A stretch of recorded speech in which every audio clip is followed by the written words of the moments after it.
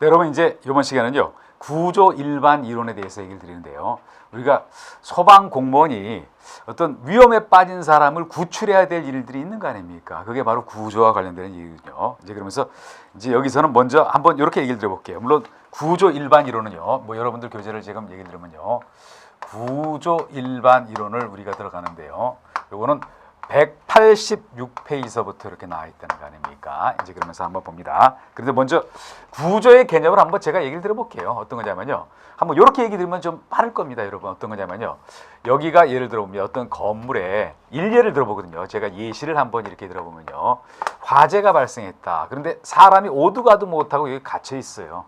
그 사람을 안전한 곳으로 이렇게 옮겨 놓는 거, 이런 걸 우리가 구조라고 얘기를 한다는 거 아닙니까? 구급과는 조금 달라요.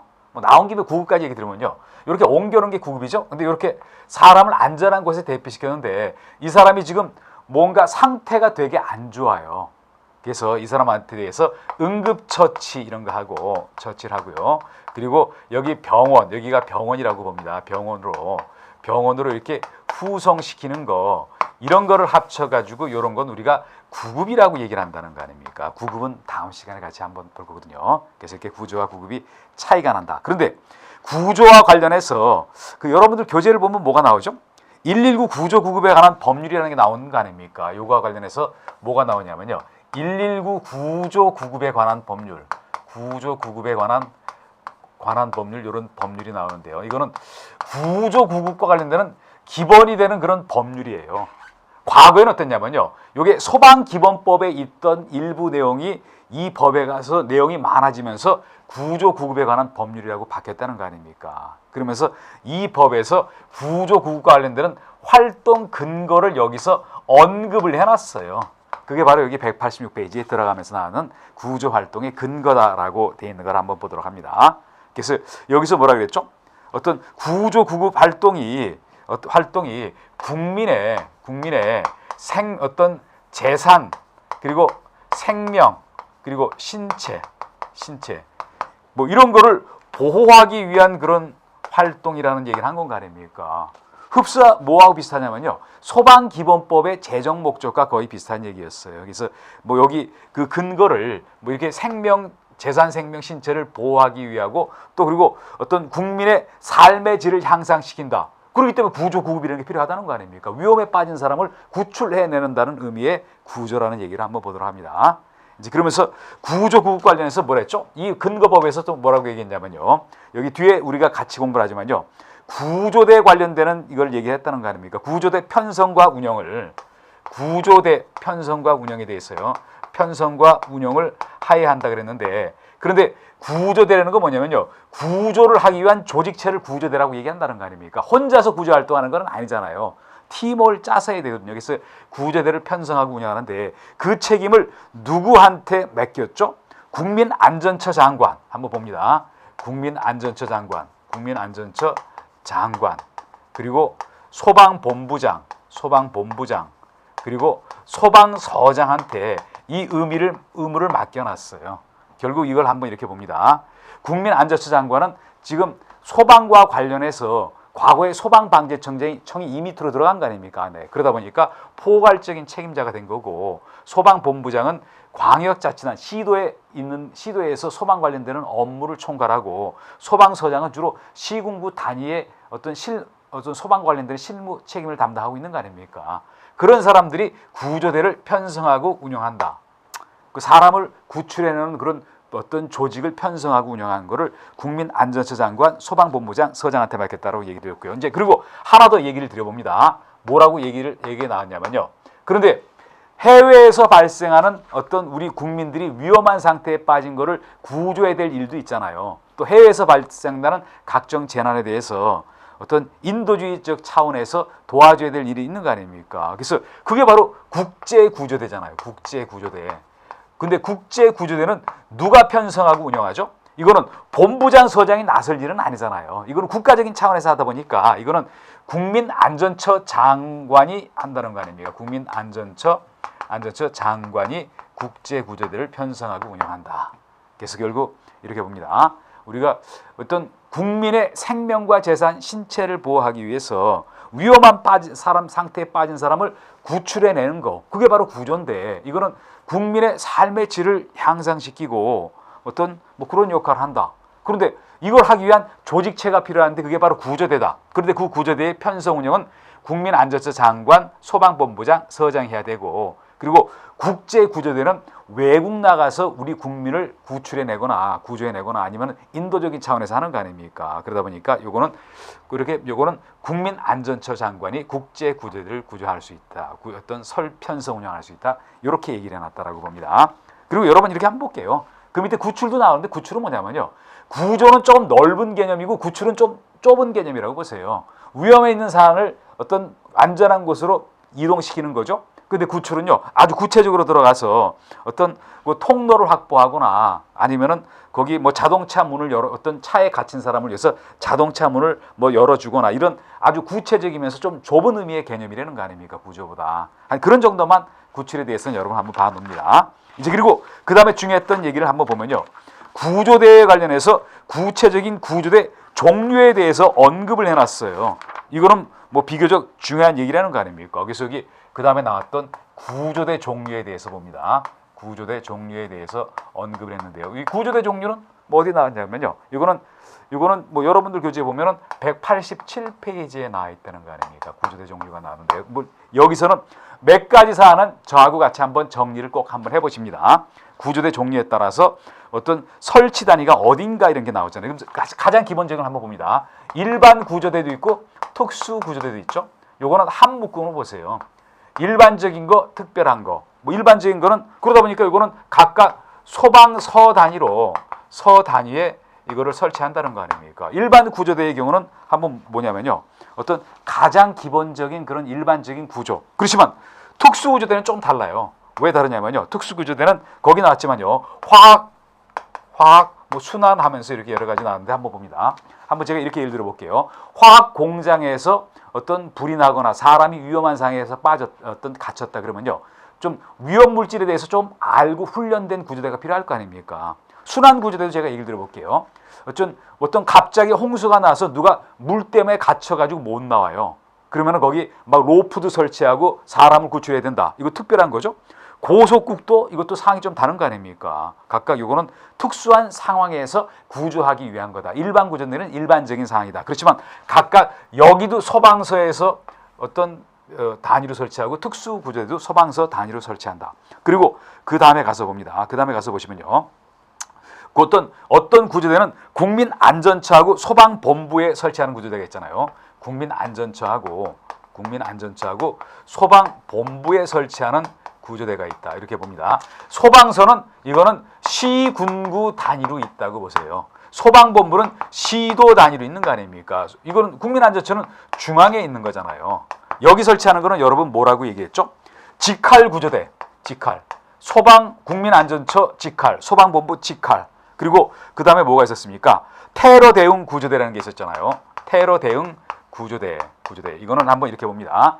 어떤 자신들의 어떤 특정한 목적을 달성하기 위해서 많은 사람들에 대해서 폭력을 행사하는, 무자비한 폭력 행사하는 걸 우리가 테러라고 하잖아요. 그럼 거기 사람들이 붙잡혀 있거나 그럴 거 아닙니까? 위험한 상황에 빠져 있잖아요. 그 구출해내는 게 테러 대응 구조대면서 국민안전처 또는 소방본부에 설치한다. 그리고 항공구조대도 그렇군요. 항공구조대. 또 하나 제가 얘기를 드려봅니다. 여러분이 교재를 읽다 보면요. 요 구조자 이런 게 나오잖아요. 요 구조자는 위험 상황에 빠져가지고 구조를 요청하는 사람을 우리 교재에서 요 구조자, 이거는 법령에서 그렇게 얘기를 했다는 거 아닙니까? 이제 그리고 그 다음에 하나 봅니다. 그 다음에 하나 보시면 뭐가 있냐면요. 어떤 국민안전처에만 설치하는 구조대, 국민안전처에만 안전처, 여기만 설치하는 구조대. 앞서 우리가 공부했던 거 기억나십니까? 이거는 국제구조대가 그래요. 국제구조대가 그렇다라고 정리합니다. 그래서 구조대 종류에 보면요. 소방서 단위로 구조하는 거는 일반 특수구조대. 그리고 국민안전처 및 소방본부 단위로 설치하는 거는 뭐 있었죠? 그거는 여러분 보시면요. 직할구조대와 테러 대응 구조대, 그리고 항공구조대. 그리고 국민안전처에만 설치하는 거는, 그리고는 국제구조대가 그렇다. 뭐 국제구조대는 뭐 이게 센터에서 통과를 해야지 지방자치단체 거기서까지 이걸 할 수는 없는 거 아닙니까? 그래서 이렇게 구분이 됐다라고 여러분 보시고요. 그리고 그 밑에 187페이지 하단에 보시면요. 구조대 대원 자격에 대해서 나왔잖아요. 여기도 한번 중요한 거 몇 가지를 한번 여러분과 같이 한번 알아봅니다. 구조대원 자격인데. 근데 우리는 지금 어떤 법을 기준으로 해서 구조에 대해서 얘기를 여러분하고 지금 나누고 있죠? 그 법이 바로 119 구조 구급에 관한 법률, 이 법에 있는 내용을 지금 기준으로 해서 구조와 관련돼서 지금 학습을 하고 있는 거예요. 그러다 보니까 여기 뭐였죠? 여기 이거를 기준으로 하다 보니까 이렇게 봅니다. 구조대원 자격이 나왔는데 자격에 뭐라고 나왔죠? 공무원 일정한 요건을 갖춘 공무원으로 편성한다 그랬어요. 편성. 이것도 한번 봅니다. 우리는 지금 민간 구조대를 얘기하는 게 아니라 행정기관의 구조대를 얘기하다 보니까 일단 공무원이어야 되고 또 공무원이라고 해서 못 오른 게 아니라 일정한 자격 요건을 갖춘 사람으로서 구조대를 편성한다. 그 구조대는 여러분 뭐 있습니까? 일반, 특수, 그리고 뭐 또 항공도 있었고 또 직할도 있었고 테러 대응도 있었고 국제 구조대 이렇게 얘기를 했다라고 봅니다. 이제 그러면서 그 자격을 이렇게 봅니다. 세 가지로 얘기했잖아요. 기억, 니은, 디귿 세 가지로 얘기한 거 한번 보도록 합니다. 뭐 여러분 교재에는 187페이지 하단서부터 188페이지 상단까지 그 얘기가 나왔어요. 이제 그러면서 봅니다. 근데 그러면서 한번 여기 조금 정리해 볼게요. 뭐라고 되냐면요. 이거 뭐 저는 일부만 써봅니다. 인명구조사 교육을 받았구나요. 인명구조사 시험에 합격한 사람. 이건 쉽게 얘기하면 인명구조사와 관련됐다. 그래서 이거 교육을 받았거나 시험에 합격한 사람으로서 공무원 인자가 된다. 그리고 그 다음에 뭐였습니까? 어떤 공공구조 관련되는 근무 경력이 2년 이상이 있어야 된다라고 얘기를 한 건 아닙니까? 그리고 하나 더 얘기를 드려봅니다. 또 어떤 응급구조사 자격을 갖춘 사람으로서 어떤 교육을 받았다고 얘기하는 거 아닙니까? 응급구조사 자격을 갖춘 사람으로서 플러스 일정한 교육을 받은 사람. 결국 뭐냐면요. 공무원이면서 요 세 가지 요건 중에서 하나라도 갖춘 사람, 이런 사람을 우리가 구조대원으로 한다라고 얘기를 했어요. 또 하나 더 시험과 관련해서 한번 얘기를 드려봅니다. 구조요청 거절 사유라는 게 있는 거, 뭐 이것도 한번 여러분과 한번 얘기를 드려봅니다. 구조요청 거절 사유가 있잖아요. 구조요청 거절 사유가 있는데요. 여기 봅니다. 구조요청 거절 사유 그래놓고 여기를 봅니다. 사유를 이렇게 보면요. 한번 여러분 이렇게 얘기를 드려봅니다. 여기도 시험에 어떤 출제 가능성이 충분히 있는 부분이에요. 뭐 제가 한번 이런 예를 들어봅니다. 지금 소소한 거 가지고 일반 국민이 구조대에다가 연락을 해서 구조해달라고 요청하면요. 진짜 필요한 사람은 구조를 받을 수 없는 그런 불합리한 일이 생길 거 아닙니까? 그러다 보니까 구조 요청 거절 사유를 법에서 명문화를 했어요. 만약 이런 규정이 없다 그러면요. 어떤 구조를 요청하는 요 구조자와 어떤 여기 소방대 간에 다툼이 생길 겁니다. 그러면서 구조 요청을 거절할 수 있는 사유가 있다. 그런데 가장 대표적인 걸 볼게요.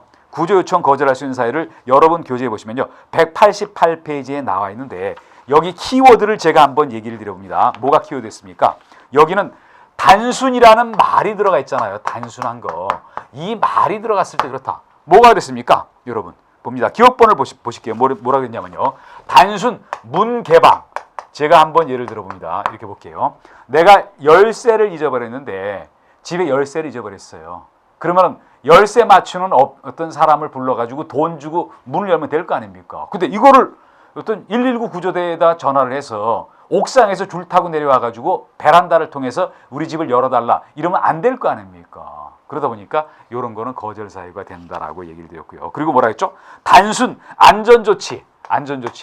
이거는 자신이 직접 해야 될 거 아닙니까? 구조대가 어떤 한 번씩 출동할 때마다 시간 들죠, 비용 들죠. 그리고 단순 뭐였죠? 단순 처리 포획 이랬잖아요. 처리 포획 이런 거. 한번 제가 요 포획과 가지고 한번 예를 들어봅니다. 지금 도둑고양이가 있다 동네에. 그런데 그거 붙잡아 달라고 해서 전화하면은 단순 포획인 거 아닙니까? 그렇지만 거절할 수 없는 걸 제가 얘기를 들어볼게요. 동네 산에서 멧돼지가 와가지고 막 휘짓고 돌아다닌다. 그런 거는 단순 포획 아닌 거 아닙니까? 멧돼지를 어떻게 잡겠어요? 사람한테 직접 피해를 줄 거 아닙니까? 그렇지만 도둑고양이는 직접 해를 안 끼치잖아요. 그러다 보니까 여기 동물의 단순 포획이라는 얘기를 드렸고요. 또 어떤 주민 불편 해소 사안의 단순 민원 처리.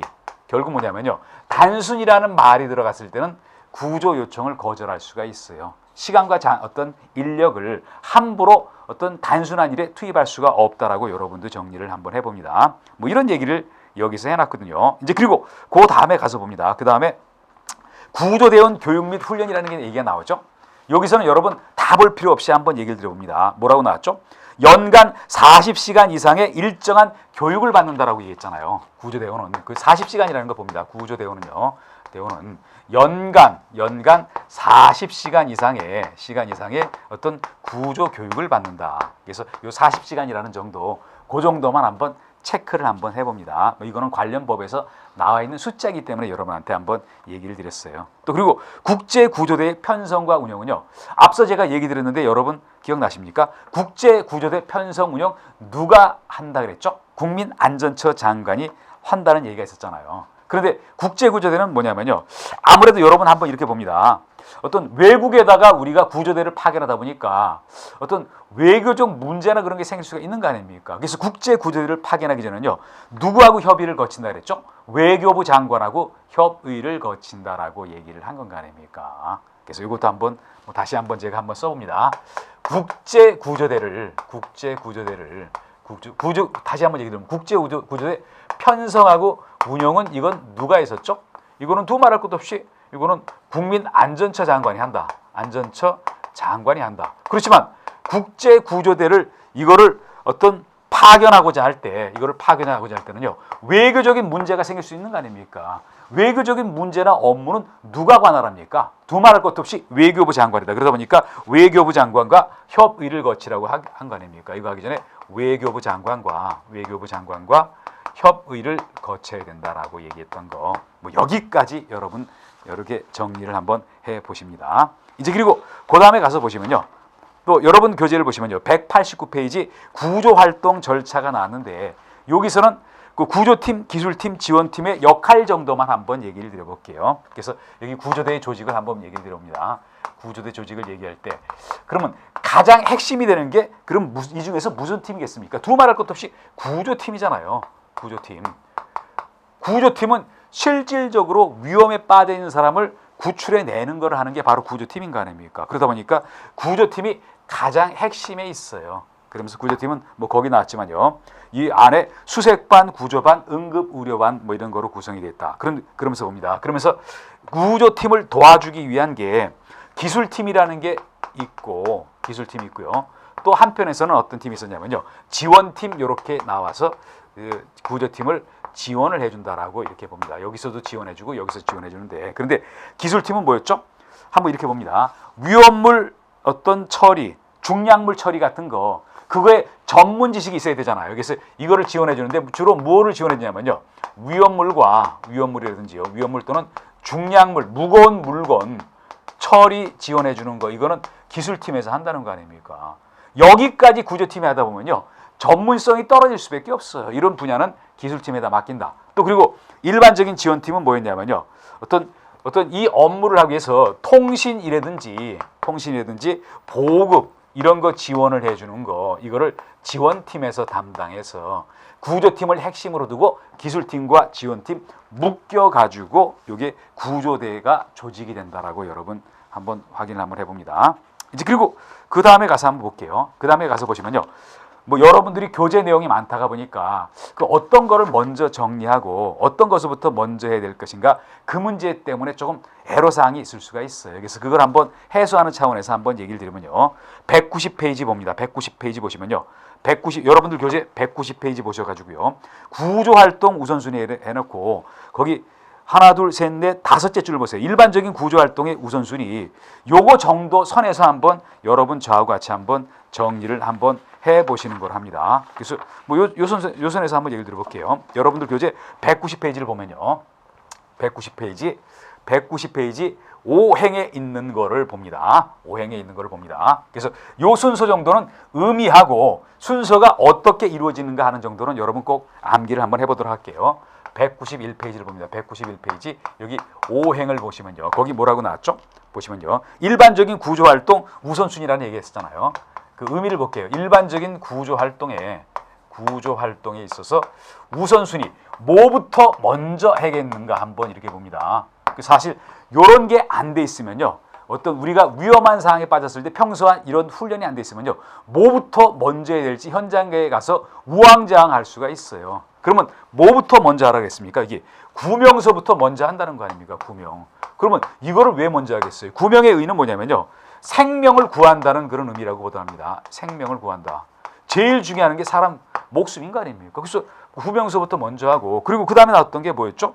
구출은 여러분입니다. 위험한 지역에서, 위험한 지역 또는 장소에서 탈출시킨다. 딱 맞는 거 아닙니까? 목숨 먼저 구하고, 그랬으면 그 사람 위험한 지역에서 벗어나게 해준다. 그게 바로 구출이다. 그리고 고통 경감을 시켜준다. 고통 경감. 한번 봅니다. 일단 목숨을 구했죠. 그리고 위험한데 탈출시켰죠. 그 사람이 지금 다쳤어요. 그 고통을 좀 경감시켜줘야 될 거 아닙니까? 그리고 그 다음에 재산 보존을 한다는 거 아닙니까? 결국 뭐냐면요. 여기까지는 인명이었잖아. 인명 신체. 그리고 여기는 재산에 가는 거는 좀 나중에 한다는 거 아닙니까? 그래서 요 순서에 따라서 구조활동 일반적인 우선순위다라고 여러분도 한번 정리를 한번 해봅니다. 이제 그리고 뭐 그 다음 얘기를 가서 한번 들어가 봅니다. 그 다음에 가서 보시면요. 여기 그 다음에 쭉 조금 넘어가셔가지고요. 구조대원의 책임이라는 게 있어요. 근데 이 중에서는 뭐 가벼운 것만 한번 얘기를 드려봅니다. 물론 우리가 공부할 때 보면요. 아주 집중해서 정확하게, 만약 요 순서 같은 거는 외워야 되거든요. 그렇지만 전반적인 틀을 봐야 될 부분도 있어요. 그게 바로 이렇다고 봅니다. 그래서 한번 봅니다. 제가 한번 이렇게 얘기를 드려볼게요. 여러분 혹시 한 번씩 어떤 언론 매체를 통해서 구조대원들이 요 구조자, 또 구조자 가족들한테 폭행이라든지 폭언을 당했다는 거 보셨습니까? 그런 일이 비일비재해 있다는 거 아닙니까? 그러다 보니까 어떤 좋은 일을 하러 가서 그 사람 어떤 도움을 받는 사람 또는 도움을 받는 사람의 어떤 측근, 어떤 가족이나 이런 사람한테 봉변을 당할 수도 있어요. 법률적인 문제에 봉착될 수도 있어요. 그러다 보니까 그런 의미에서 구조대원의 책임에 대해서 일정 부분 언급을 해놨다고 봅니다. 뭐 그러면서 여러분 한번 얘기를 들어볼게요. 뭐 저는 한번 요거까지만 봅니다. 그 중에서 중요했던 거는 그 동그라미 5번을 보시도록 합니다. 여러분 교재 191페이지에 보면은 동그라미 5번에 나왔는데 뭐라 했죠? 동의의 법칙에 의한 책임을 해놓고 한번 봅니다. 뭐냐면요. 우리가 구조대원이 어떤 책임과 관련해서 얘기를 하면요. 그게 가장 중요한 거는 구조를 요하는 사람한테 동의를 받으라는 얘기예요. 사실 어떻게 보면요. 좋은 일 하는데 뭐 동의받을 필요 있냐라고 생각할 수가 있지만 나중에 문제가 될 수가 있다는 거 아닙니까? 그래서 어떤 구조대원의 책임 중에서 어떻게 보면 가장 중요한 게 그 5번째 나이는 동의를 받으라는 거라는 거 아닙니까? 그러면서 여기 한번 봅니다. 그러면서 여기 뭐라고 나왔죠? 묵시적 동의라는 게 나왔죠? 묵시적 동의라는 얘기가 나왔는데요. 뭐 그러면서 한번 봅니다. 묵시적 동의라는 얘기가 나왔는데요. 요거는 한번 이렇게 봅니다. 뭐냐면요. 지금 위험에 빠져 있는 사람이 명시적으로 나를 구해달라 이런 표현을 하기는 곤란할 거 아닙니까? 그러다 보니까 지금 묵시적인 위험에 빠진 사람을 어떤 여기 내가 안 구하면 어떤 죽거나 크게 다칠 수가 있다. 그러면 어떤 그런 게 일종의 묵시적인 동의라고 얘기를 했어요. 그래서 어떤 명시적인 동의를 받을 수 없으면 묵시적인 동의를 받는다. 또 미성년자에 대한 동의라든지 정신질환자에 대한 동의는요. 이렇게 얘기한 거 아닙니까? 물론 뭐 구조할 때 그 방법이든지 이런 거 갖고 문제가 될 수가 있는데요. 그때는 어떤 부모나 보호자의 동의를 받는 것이 바람직하고, 또 정신질환자는 뭐 여기 예를 들어서 뭐 부모 또는 후견인의 동의를 받는다. 그렇지만 그렇게 받을 수 없을 때, 긴급한 상황일 때 내가 도와주지 않으면 당장 어떻게 된다 그러면요. 그러면 묵시적 동의 방식에 의해서 구할 수가 있다라고 여러 번 정리합니다. 뭐 어떻게 보면은 굉장히 씁쓸한 얘기예요. 남 도와주고 잘못하면은 어떤 뭐 구조와 관련해서 따질 수가 있기 때문에 이런 동의와 관련되는 얘기를 여기서 드렸다고 얘기를 들어봅니다. 이제 그리고 그다음 봅니다. 구조 활동의 원칙과 관련해서요. 원칙과 관련하는 얘기가 나오면서요. 여러분 얘기를 보시면요. 거기 장애물 제거 시 유의사항이라 그래서 192페이지에 나와 있는 얘기를 한번 봅니다. 뭐 일부 얘기를 한번 들어볼게요. 장애물 제거 시 유의사항 해놓고요. 192페이지 봅니다. 192페이지 장애물 제거 시 유의사항과 관련되는 그런 얘기가 나오면서요. 여기서 한번 제가 이렇게 얘기를 드립니다. 뭐라고 얘기를 드리냐면요. 여기 어떤 뭐 이렇게 다른 거는 보면 아시겠지만 미음번호는 한번 좀 정리를 해봅니다. 뭐라고 나왔습니까? 주위에서 중심을 향해서 순차적으로 제공한다. 주위에서 중심부를 향해서 순차적으로 제거한다라고 얘기했잖아요. 주변서부터 먼저 장애물 제거하고 그리고 안내 센터서부터 들어간다고 돼 있어요.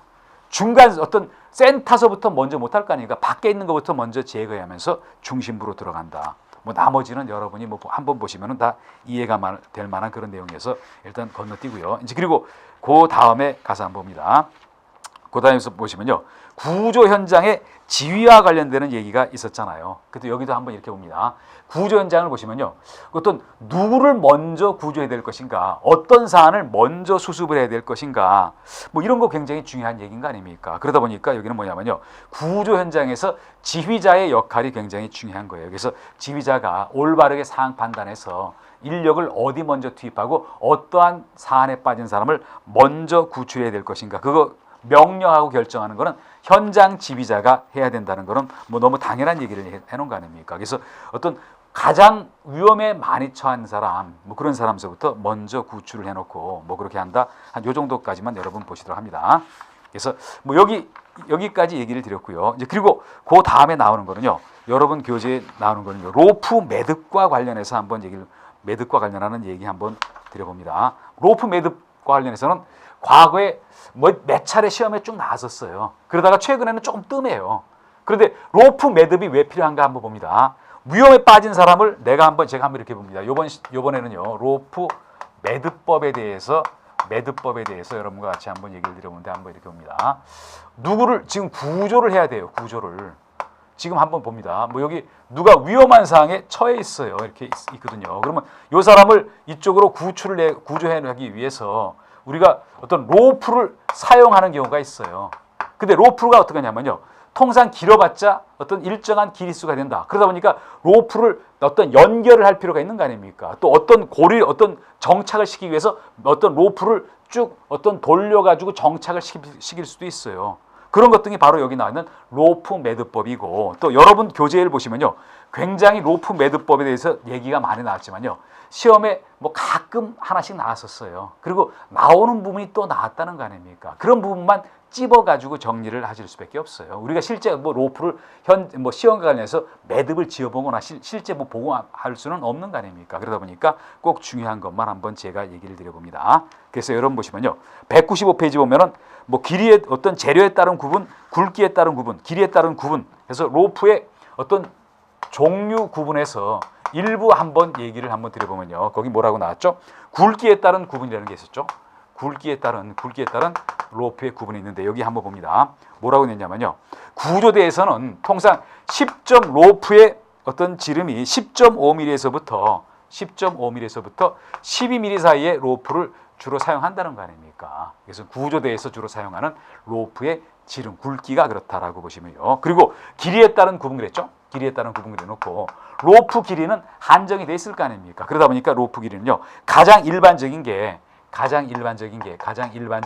로프 길이가요. 이거는 40m 정도다라고 정리를 해봅니다. 그래서 굵기가 10.5에서 12mm 정도, 로프 길이는 40m 정도가 구조대가 사용하는 로프 중에서 가장 일반적인 그런 거다라고 볼게요. 또 그리고 로프 관련해서 로프의 좋은 매듭의 조건이 있었잖아요.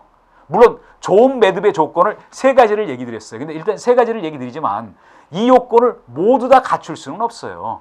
예를 들면요, 뭐 세 가지 중에서 두 가지는 갖췄는데 한 가지가 안 됐거나 이럴 수가 있는 거 아닙니까? 그래서 요 요건을 갖췄을 때는 어떤 로프 매듭을 사용하고 이런 거는 나눠져 있기 때문에 이 로프 매듭 조건 세 가지를 봅니다. 로프 매듭의 어떤 조건 세 가지를 보면은 첫 번째 뭐라고 얘기를 했죠? 묶기 쉽게 한다. 묶기 쉽게. 사용하기 쉽게 한다는 거 아닙니까? 뭐 이게 뭐 가장 기본적이고요. 또 두 번째를 보면 뭐라 했죠? 연결이 튼튼하고 잘 풀리지 않는다. 연결 부위가 튼튼하고 잘 풀리지 않는다. 이런 요건을 갖춰야 되고요. 그리고 마지막에 뭐라 했죠? 사용 후 간편하게 해체할 수 있어야 된다.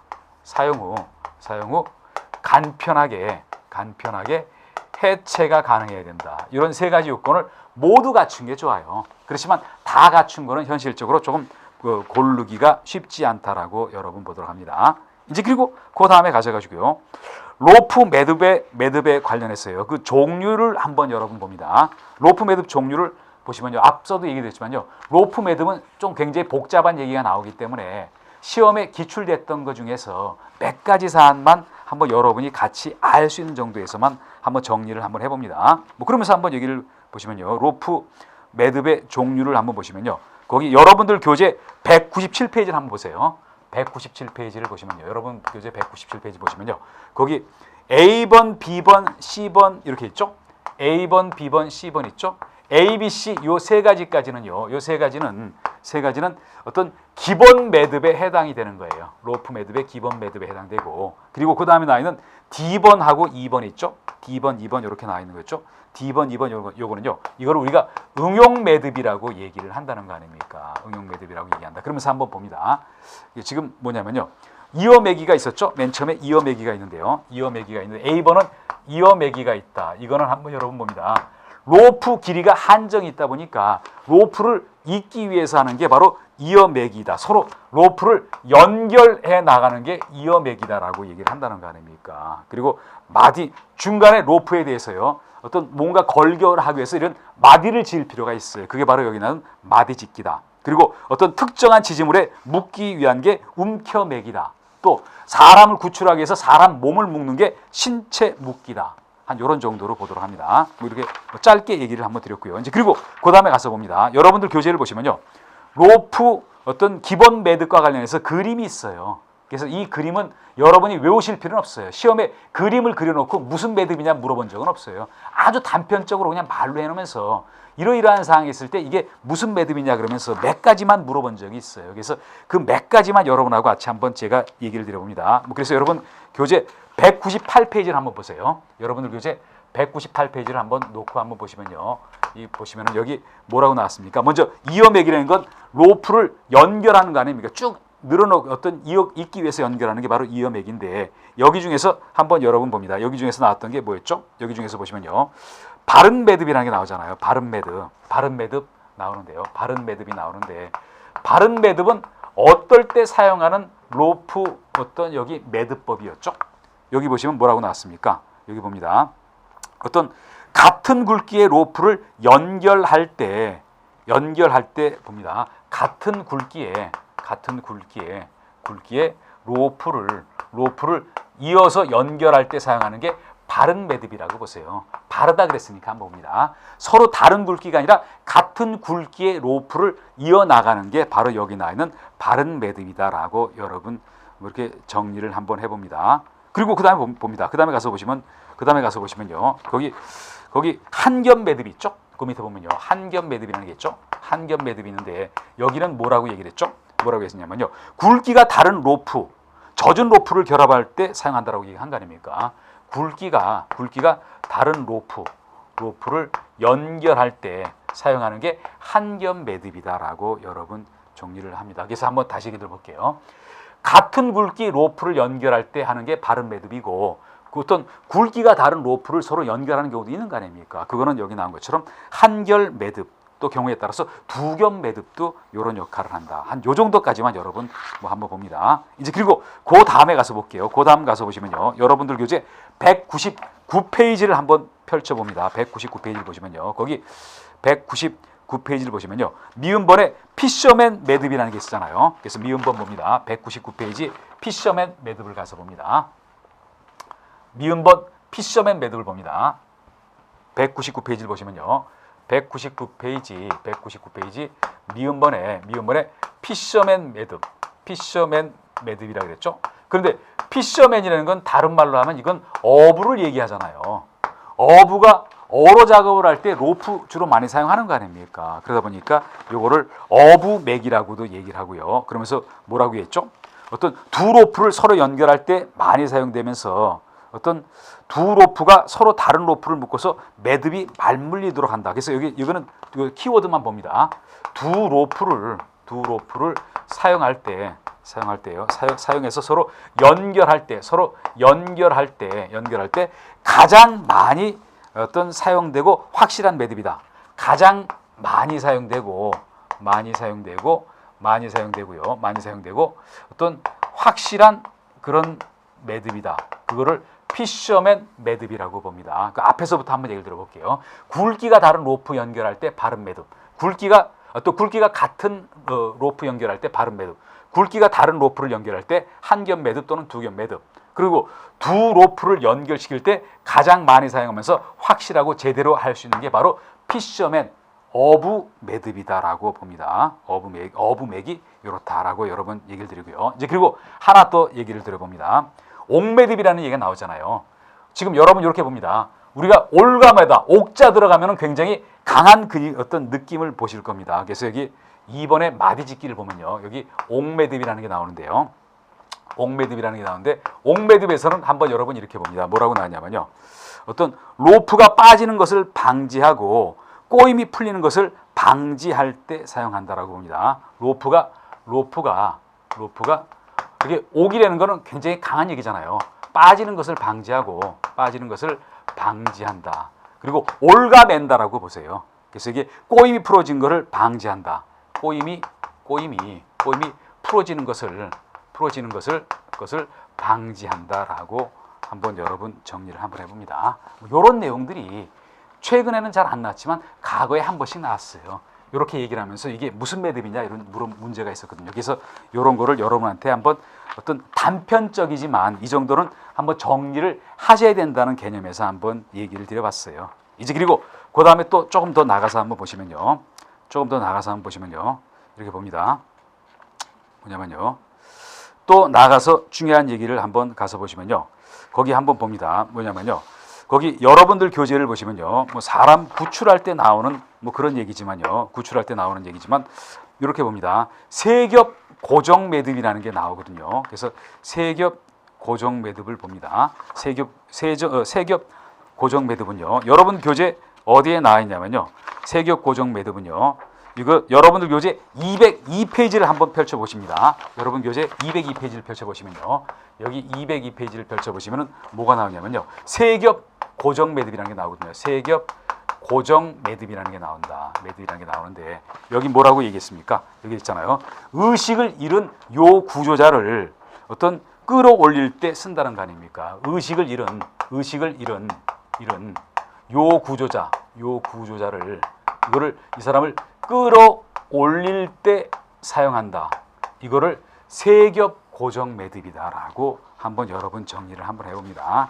그래서 뭐 그 이외에 뭐 많은 얘기도 있었지만요. 지금 매듭과 관련해서는 한 요 정도 선까지 한번 제가 여러분한테 한번 얘기를 드리려고 해요. 그래서 다시 한번 여러분하고 봅니다. 한번 보면요. 같은 굵기 로프를 연결할 때 사용하는 게 바른 매듭이다. 또 로프 굵기가 다른 거를 연결할 때 사용하는 게 뭐라 했죠? 한 겹 매듭 또는 두 겹 매듭이다. 또 두 로프를 연결할 때 가장 많이 사용하면서 가장 확실하고 단단하게 묶을 수 있는 게 피셔맨 매듭이고 어부맥이다. 그리고 뭐라 그랬습니까?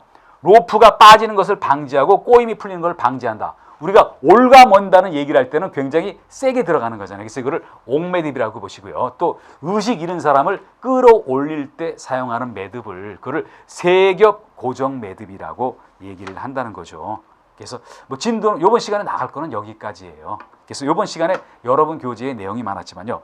이 많은 내용을 정리를 하기보다 뭐 중요한 포스트 위주로 여러분하고 같이 한번 확인을 한번 해봤습니다. 그래서 뭐 이번 시간에 했던 거 얘기를 들어보면요. 이번 시간은 구조와 관련된 얘기를 했잖아요. 그래서 구조대의 종류가 뭐가 있었죠? 그리고 구조대를 어디다 편성을 했죠? 뭐 그런 얘기서부터요. 또 구조 요청을 거절할 수 있는 경우 또한 있었다는 거 아닙니까? 그런 얘기하고요. 또 마지막에 나와 있는 로프 매듭의 한 몇 가지만 뭐 과거에는 좀 가끔 나왔지만 요새는 잘 나오지 않지만요. 뭐 이거는 우선 몇 가지 사항만 조금 암기를 하셔가지고 정리를 하시면서 하시면서 하는 거로 하고요. 이번 시간은 여기서 마무리를 짓도록 합니다. 네, 여러분 수고하셨습니다.